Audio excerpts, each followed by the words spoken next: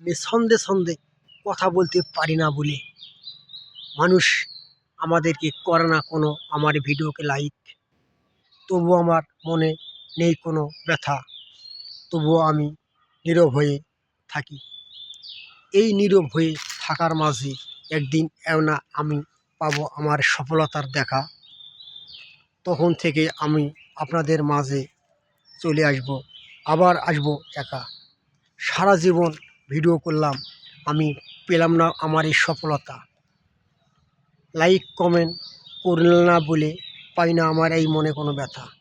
সকল ব্যথা জয় করে একদিন আমি ইনশাল্লাহ এগিয়ে যেতে পারবো। আপনাদের ভালোবাসা পেয়ে সামনে এগিয়ে যাব আমি।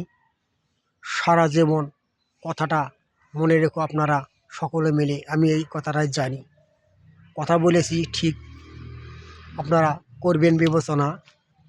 আমার এই ভিডিও দেখে উপরে কেউ ধাক্কা মারিবেন না, কথাটা ঠিক বলেছি আমি।